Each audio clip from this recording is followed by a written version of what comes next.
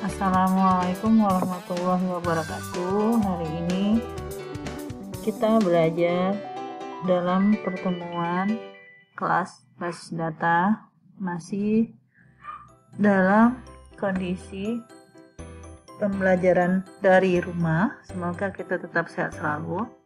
Silahkan dipersiapkan untuk memulai pembelajaran hari ini. Sarapan, berdoa, jangan lupa untuk isi absensi, dan siapkan alat tulis kamu. Hari ini kita belajar mengenai database. Database berasal dari kata basis dan data. Jadi, kalau basis itu adalah maknanya tempat markas, tempat berkumpul. Kalau data merupakan perwakilan dari suatu objek yang direkam. Bisa berbentuk angka, huruf, simbol, teks, gambar, atau yang lainnya. Jadi kalau dikatakan dengan database apa? Rangkaian data yang terpusat, terstruktur, disimpan di sistem komputer.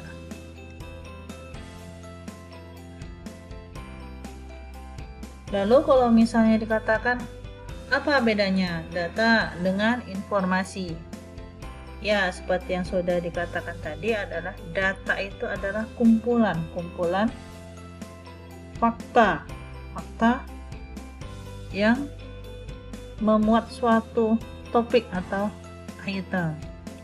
Sedangkan informasi adalah hasil penggabungan dari data tersebut, bisa berupa perbandingan ataupun penghitungan. Jadi kalau data masih berbentuk fakta atau kumpulan info yang belum diolah, kalau informasi adalah data yang sudah diolah.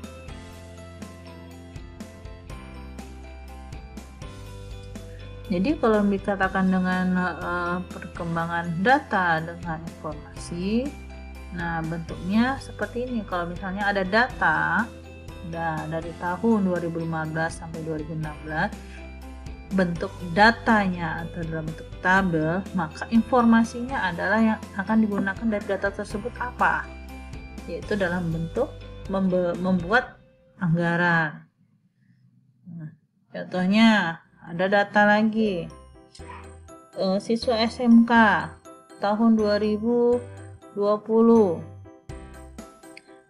lulusan corona, ya kemana mereka akan pergi? Nah, itu informasi. Maka kalau misalnya sudah dapat informasi dari sebuah data, itulah yang akan dilaporkan.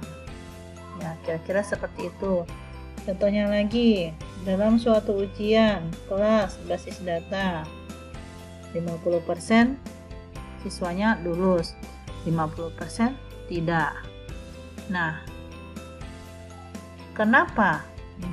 Misalnya, kenapa ada yang lulus, ada yang tidak? Nah, itulah yang akan menjadi informasi. Kalau banyaknya adalah data, kalau pengolahannya bagaimana, seberapa, itu adalah informasi.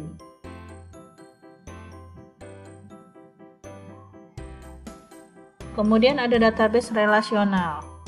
Nah, kalau dikatakan database relasional ini adalah data yang menyimpan informasinya dalam bentuk tabel.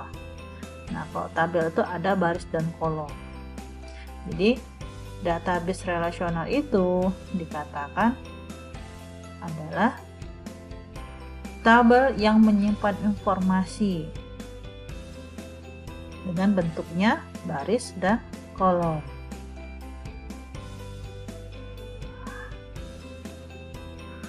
Lalu nanti kita akan mengenal hierarki basis data. Nah, kalau misalnya hierarki itu dikatakan hierarki itu adalah susunan ataupun serangkaian ya, rangkaian elemen, beberapa elemen. Dalam hierarki ini tentu digambarkan bentuknya gimana. Ada nanti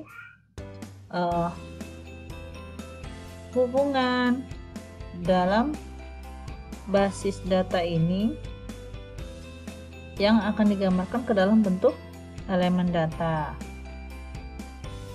rekaman, dan berkas. Jadi nanti seharusnya akan digambarkan dari beberapa elemen data atau field, nanti akan ada rekaman atau record, itulah yang akan menjadi berkas atau file. Jadi bentuknya kira-kira seperti ini ya, bentuk hierarkinya. Nah, jadi file itu didapat dari mana? Berasal dari beberapa field ataupun data, beberapa data, kemudian data itu diisikan menjadi dalam bentuk record. Itulah nanti yang akan menjadi sebuah berkas atau file. Nah, implementasi basis data ini kemana saja? Contohnya sekolah dan universitas menggunakan database itu untuk menyimpan data tentang mahasiswa, dosen, siswa, guru, ataupun tentang manajemen sekolah.